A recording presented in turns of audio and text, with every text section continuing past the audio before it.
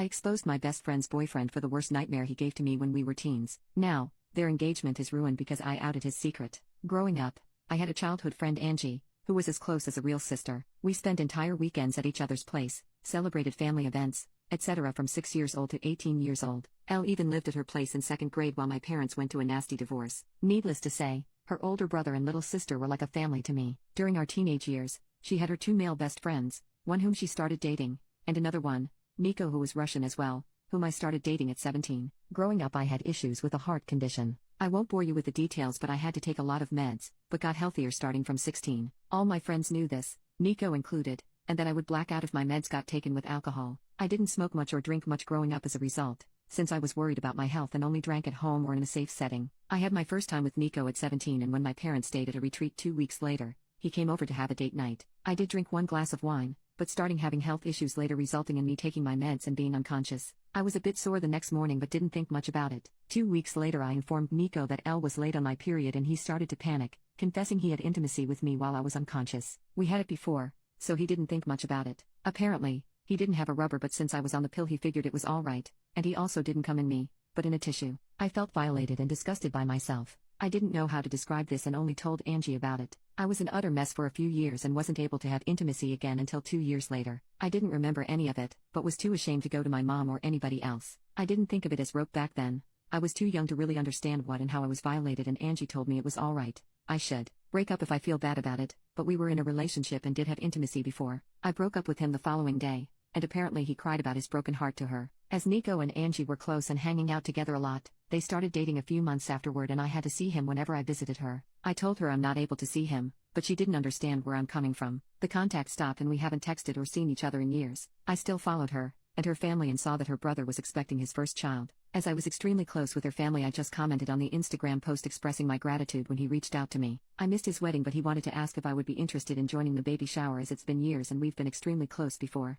He told me I was like a third little sister. I just asked if Nico will be attending as well, as Angie and he have been dating for 9 years now, and he said yes. I didn't elaborate much but just expressed that I'll send a small present if he can give me his current address but won't be attending. He kept on pestering me what exactly happened all those years ago and why I'm not in their lives anymore. Angie told her family I'm not able to see her with an ex of mine, but her brother thought there's more behind it. This is when I think I could be the asshole. I told him the truth about what happened back then, and while I didn't know it at 17, I know now that this was rope and I named it as such. I didn't receive any message back from him, but a few days later Angie reached out to me, furious. Nico had planned to propose during the baby shower, but Angie's brother is against it now, having learned why I stopped the contact. She loves Nico and will stay with him, but by doing so, her brother said she is no longer a part of his life, as he doesn't want his little baby girl in the same family as a rapist. Since then, I've been getting messages from old high school acquaintances, telling me I should have ignored it, and not told anybody. Since I didn't speak up back then, I lost the right to do so now, and am a horrible person for ruining somebody's life over some stuff he did 10 years ago when he himself was a child as well.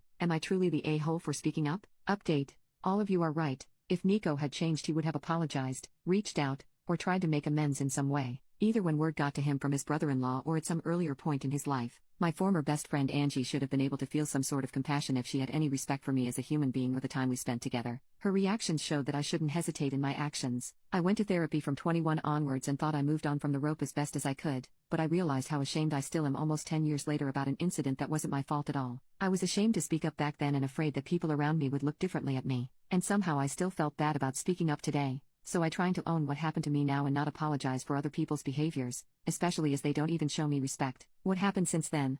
I archived every nasty message I got on WhatsApp so I wouldn't have to read them, but would have the proof if needed at a later point. Angie's mom called me the following day of the incident, crying. I shouldn't have answered the phone, but during the 10 years of friendship, I saw her as an aunt, almost a second mom. She always joked that while her children would run around the house doing whatever, I would always take the time to drink tea and talk with her, showing her more love and time than her actual children. While she said she was sorry for what has been and for what I went through as a child, she couldn't believe that I would ruin Angie's happiness over something like that. With Angie's brother refusing to have Nico as part of the family and Angie standing by Nico's side, it's divided their family and she is heartbroken. She has grown to love Nico like family as well and has known him for nothing more than a considerate young man who she knows will make her daughter happy. It wasn't nasty names or angry talk, just a heartbroken mother who faked to acknowledge my pain and saw the fault in me. Angie's mom tried to get me to apologize or to take it back, but I refused as I didn't see the fault in me. With everything that has happened, I believe that Nico hasn't changed and is just hiding it better somehow. He can see how people are standing by him and supporting his behavior, so he won't have to change. And that is something I didn't want to indulge. Angie's mom not even one used the word rope, and I tried to correct her every time she talked about it, trying to name it for her to understand better, but she would just start sobbing more and it didn't make sense for us to continue to talk. Angie's mom used to be in contact with mine for some time,